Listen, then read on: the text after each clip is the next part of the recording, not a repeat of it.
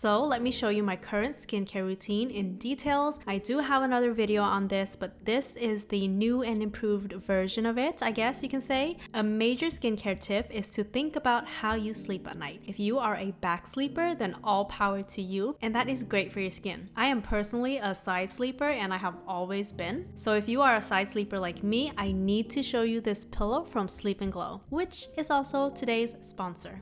The Sleep & Glow Omnia pillow has a very unique 3D design to help prevent your face from squishing into your pillow like this.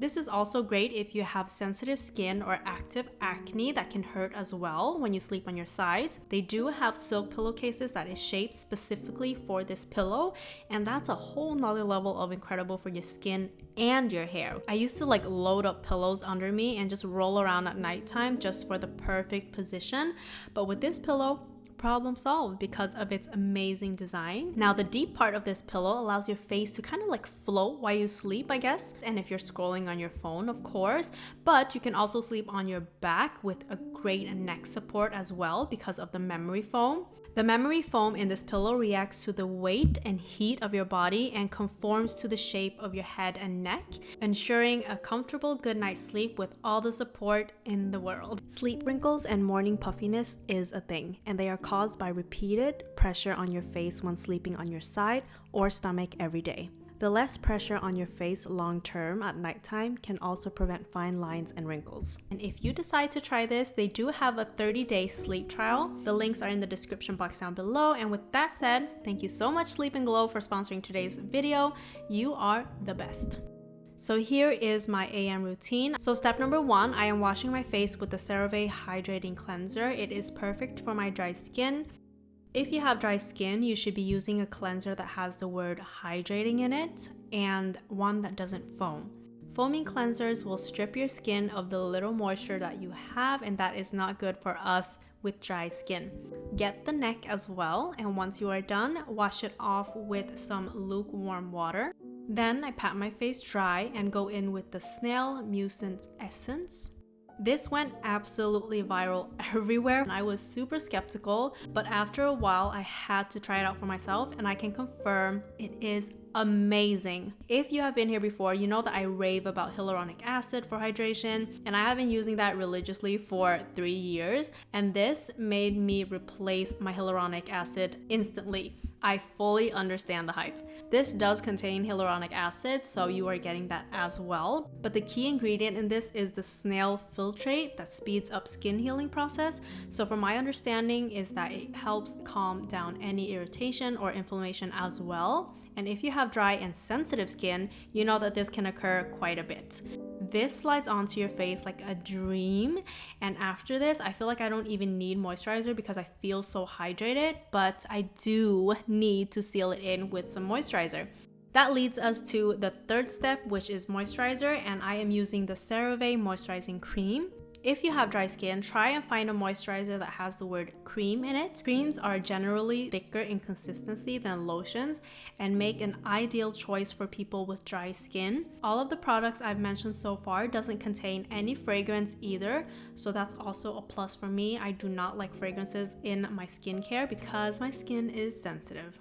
Last but not least, sunscreen. This is SPF 50, and for me living in Florida at the moment, this is very much needed. Make sure to not neglect your neck either.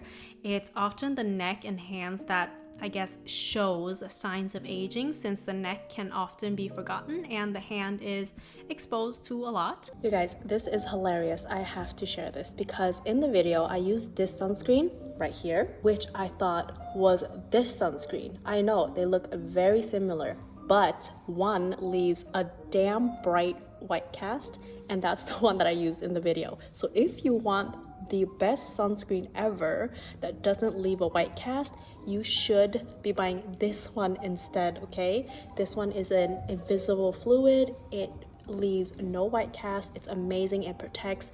I always have loved this, but I bought the wrong one. So that's the one that I'm using in the video. And I kind of look confused as well. I was like, wait a minute. Did I just buy the wrong sunscreen, or did they change the formula? Nope. I was just not paying attention and I bought the wrong sunscreen. So just so you know, this is the one that I usually use. So I guess this part is the anti-aging part in my routine, because look at these two pictures right here. The first one is a truck driver that had sun exposure on one side of his face, and this is the long-term effect of it.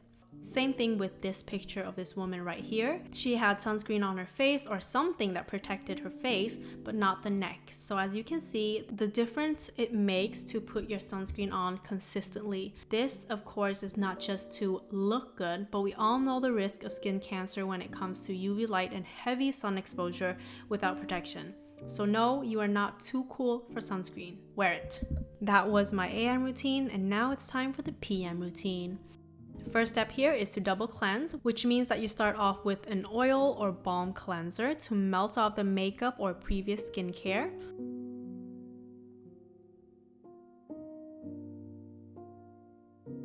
Then you go in with a water-based cleanser to deep cleanse any leftovers. This option is so much better than the makeup wipes because your skin gets so dry from them. I do not get how people can use them every single day. I get so dry and irritated after using them. So this is a way better option. For the oil-based cleanser, I found a crazy affordable balm cleanser here from e.l.f. Oh my god, I love it so much. I used to use this one, which is also good, but it was $26, which is pretty affordable to be an oil cleanser, honestly. But the e.l.f. one is just $11, and it comes with a little spoon right here. So in this economy, yes, and yes. The e.l.f. one is also much better in my opinion because it doesn't get as messy. My oil cleanser kind of drips down my arm while I cleanse, but not with this one because look at this. It just kind of melts into the skin effortlessly. So start with a small amount and just cleanse away. I mean, look at all of that makeup melting off. It's so easy. You don't have to use a lot of pressure at all. It's amazing.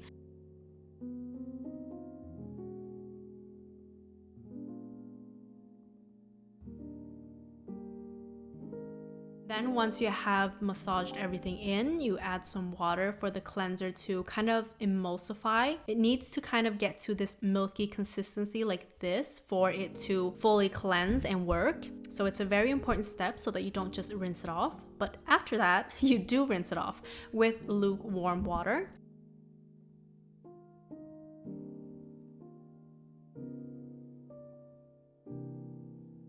And after that, you don't have to pat it dry or anything. You just go in with your water-based cleanser while your face is still wet. And in my case, it's the CeraVe Hydrating Cleanser once again. And how do you know if a cleanser is a water-based cleanser? Well, if the first ingredient is water or aqua, then it's a water-based cleanser. So then you cleanse as per usual and rinse it all off once again with some lukewarm water. Pat your face gently, and once it's completely dry, I'm going in with the 1% retinol from the Inkey List, which is also crazy affordable. Retinol is a formulation of vitamin A, and it increases skin cell production, exfoliates your skin, and increases collagen production, which can reduce the appearance of fine lines and wrinkles, giving your skin a fresher and plump appearance. You only need a pea-sized amount of retinol all over your face, and a little goes a long way, so don't overuse it. Consistency is key. There is a lot of talk on whether you should apply this before or after moisturizer, and from my understanding, you can do both. It just really depends on your skin, since retinol can cause irritation, especially for us dry peeps, because retinol is very drying. So drying on dry skin, like disaster, right? If you find it very irritating, you can put a thin layer of moisturizer before applying retinol. Then you can top it off with some more moisturizer to keep your skin protected. Some people call it a retinol sandwich, and if you're wondering where I got that source, it is from Dr. Dray. So I'll link that video down below if you want to learn a little bit more about how to apply retinol.